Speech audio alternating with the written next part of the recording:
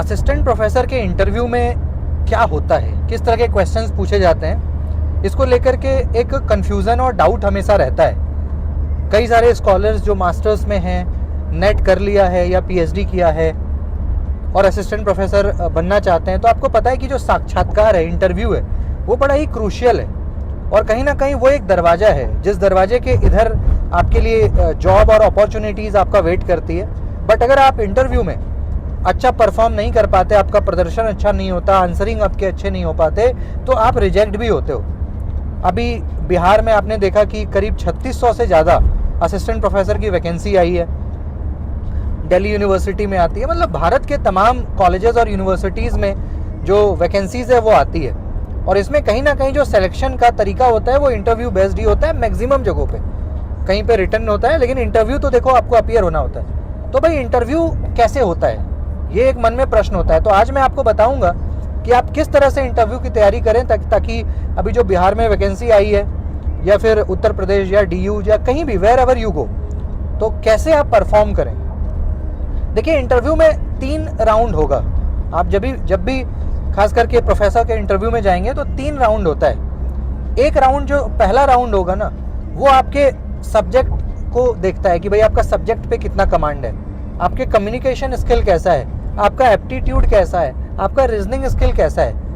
तो आप मान के चलो कि एक इंटरव्यू मिनिमम 15 मिनट्स और मैक्सिमम 25 या 30 मिनट्स, आप मान के चलो मैक्सिमम इतना चलता है, मिनिमम 15 मिनट तो चलता है। तो उसमें जो पहला राउंड होगा उसमें आपको सब्जेक्ट बेस्ड, जैसा कि मैंने बोला, तो उसके लिए आपको क्या करना है। देखिए, इंटरव्यू में क्या होता है, जैसे सपोज करिए कि आप किसी लैंग्वेज के स्कॉलर हो या किसी पॉल साइंस, ज्योग्राफी, कहीं से, तो मैं आपको कहता हूं कि जैसे मान लीजिए कि आप पहले से कुछ तैयार करके जाओ, क्योंकि जब आप प्रोफेसर के इंटरव्यू में जाओगे तो पहला क्वेश्चन ये होता है, जैसे मान लीजिए आपने पीएचडी किया है या कर रहे हो, तो उनका रहता है भाई क्या टॉपिक है आपका।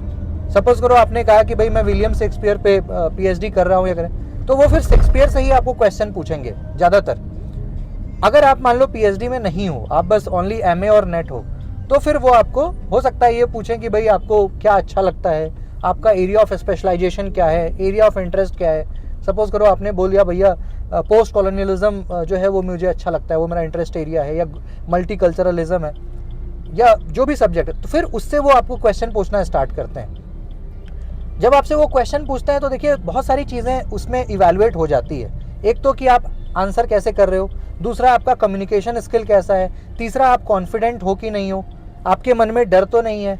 तो कई सारी चीज़ें, जब वो 5-10 मिनट आपको आंसर देने का मौका देते हैं, तो उस समय ये चीज़ें ऐसे, क्योंकि देखिए टीचिंग में एक अच्छा कम्युनिकेटर होना is like very much essential. अगर आप प्रोफेसर हो, टीचर हो, तो आपको एक कम्युनिकेटर भी होना पड़ेगा और उसका असेसमेंट वो 10 मिनट के जो आपके टॉक होते हैं, आपका जो द वे यू आंसर, उसमें वो इवैल्यूएट कर लेते हैं। तो ये होता है। इसके लिए मैं आपको सजेस्ट करूंगा कि आप किसी लैंग्वेज से खास करके हैं, लिटरेचर, इंग्लिश, हिंदी, उर्दू, संस्कृत, फारसी, तो उसमें क्या है कि आप किसी एक पोइट को बहुत अच्छे से तैयार कर लें, है ना। जैसे मान लीजिए कि आपने एस टी कोलरिज को तैयार कर लिया, आपने कमला दास को तैयार, कमला मार्कंडे, कोई भी, वॉट एवर, जयंत महापात्र, एक प्ले राइट को आप तैयार कर लें, जैसे किसी ड्रामेटिस्ट को कर लें, आप शेक्सपियर को कर लीजिए, क्रिस्टोफर मार्लो को कर लीजिए, है ना, या लीली को कर लो, किसी को भी, जो भी आपको अच्छा लगता है वो आप कर सकते हो, it's up to you. But आपका कमांड होना चाहिए, ऐसा करो कि भाई फिर आपसे क्वेश्चन पूछा जाए तो you can answer anything on that topic. ऐसे ही एक मान लीजिए कि एसेइस्ट को देख लिया, एक क्रिटिक देख लिया, है ना, भक्तिन, मिकेल भक्तिन को पढ़ लिया, या कार्ल मार्क्स को देख लिया, फ्रेडरिच एंगल। इट मीन्स, मेरा कहने का मतलब ये है कि आपका 2-3 ऐसे टॉपिक्स हों जो तैयार हों कि भाई उससे अगर आपको क्वेश्चन पूछा जाए तो यू कैन आंसर एनीथिंग, है ना। जब आप इस चीज़ को मान लीजिए क्वालिफाई कर लिए, सपोज करो कि आपने 10-15 मिनट ये चलता है, आपने इस चीज़ को क्वालिफाई कर लिया, अगर पैनल को लगा कि हाँ भाई आपको नॉलेज भी है, कम्युनिकेशन स्किल भी आपकी अच्छी है, कॉन्फिडेंस भी अच्छा है, बॉडी का मूवमेंट भी अच्छा है ना, हेड मूवमेंट्स अच्छे हैं, फेशियल एक्सप्रेशन भी अच्छा है, अट्रैक्टिव है, तो वो आपको फिर सेकंड राउंड क्या है भाई, डेमो राउंड ये होगा। क्योंकि टीचिंग का मतलब है कि भाई वो बोलेंगे कुछ पढ़ा के दिखाओ, बट मैक्सिमम केस में ये होगा कि वो आपकी तरफ ही मतलब कि कहेंगे कि भाई whatever you love to read, whatever you love to teach, आप वो कर सकते हो। तो इसलिए एक टॉपिक जरूर तैयार कर लीजिएगा, और ऐसा कि भाई फिर मज़ा आ जाए। ज़्यादा नहीं, 5 मिनट का ही टाइम होता है, बट उस 5 मिनट में किसी टॉपिक को ऐसा पढ़ाओ कि भाई मज़ा आ जाए। कोई सा भी टॉपिक ले लो आप, आर्किटाइपल क्रिटिसिज्म ले लो, कल्चर स्टडीज़ ले लो, क्रिटिसिज्म ले लो, थियरी ले लो, पोस्ट कॉलोनियलिज्म ले लो, ब्रिटिश हिस्ट्री ले लो, age of Shakespeare, whatever, जो भी आपको लगता है कि इस पर आपका, और वो ऐसा करो कि 5 मिनट में वो डिटेल्ड भी हो, मज़ा भी आए और समझ में आए, ईजी टू अंडरस्टैंड हो, है ना। जो वर्ड्स हों वो सिंपल हों, थोड़े एंटरटेनमेंट, कुछ साइटेशंस, कुछ रेफरेंसेस, कुछ कोटेशन, कि वो पैनल को लगे कि भाई मज़ा आ रहा है ना। तो ये डेमो है। अगर आपने इसमें भी क्वालिफाई कर लिया, उनको लगा कि नहीं भाई कॉन्फिडेंस भी अच्छा है और जो टीचिंग का पैडागॉजी है ये भी पता है, टीचिंग की स्टाइल भी अच्छी है, तो यहाँ आप हो जाओगे। जब आप डेमो राउंड कर लोगे ना, देन फिर आपकी मीटिंग किससे होती है? अथॉरिटी से। अगर ये 2 राउंड आपने क्लियर कर लिया, then you are suppose to meet with the authorities. जैसे यूनिवर्सिटी के इंटरव्यू में आपको वाइस चांसलर या फिर आपके चांसलर हो गए, या फिर रजिस्ट्रार हैं, या डीन हैं, HOD हैं आपके डिपार्टमेंट के, तो ऐसे 5-6 लोग जो अथॉरिटीज़ हैं, हो सकता है उनसे आपकी फिर मीटिंग होगी।